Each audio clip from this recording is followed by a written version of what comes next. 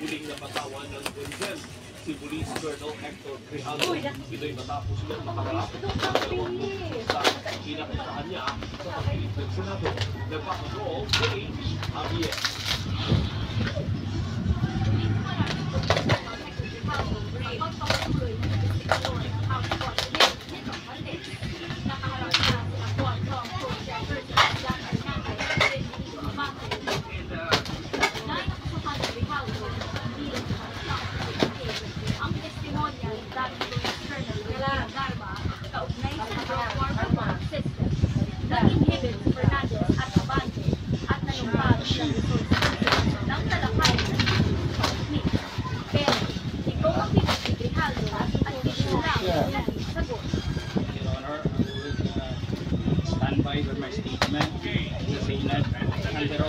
Pagkain lang yan. Pagkain lang. Pagkain.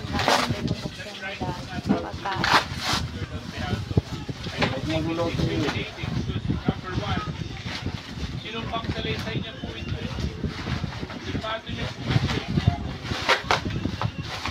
Ini-incriminate niya po niya signing this affidavit. Itinang ginamaan nila Fernandez at Abante ang mga paratang sa Grijalvo. Nagpakita pa si Fernandez ng CCTV footage sa labas ng kaso kung saan naganap ang nasabing meeting.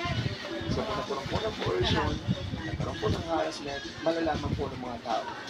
Even via CCTV, lumabas po siya diyan sa video niyan. Makikita po natin na itsura niya, hindi na po siya po na-coerce. Mukhang masayang-masaya pa nga po siya. Normal naman yung vetting.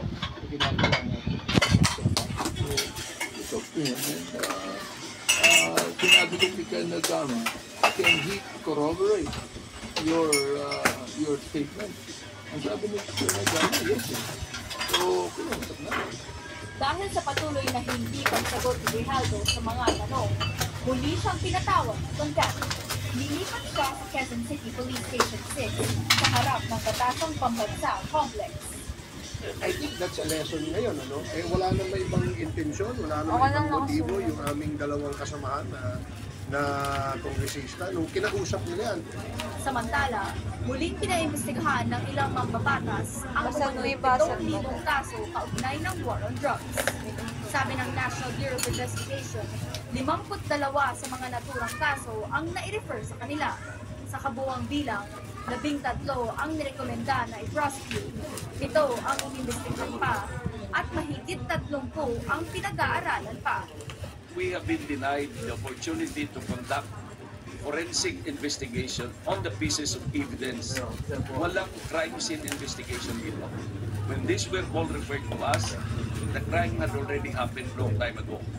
Siguro dun sa committee report or partial committee report na ilalabas natin, we will ask the executive department to create a super body or a commission not to concentrate and investigate para yung mga agencies natin hindi magka-problema sa trabaho nila. Ang pwede po siguro, if this committee or this government wants to investigate everything, as a rule, continue with the investigation. Kabilang sa ipapatawag sa susunod na pagdinig, sina dating PNP Chief Guillermo Eleazar, dating Justice Secretary Leonardo Guevara, at kinakawan ng PNP Internal Affairs Service. Paige Javier,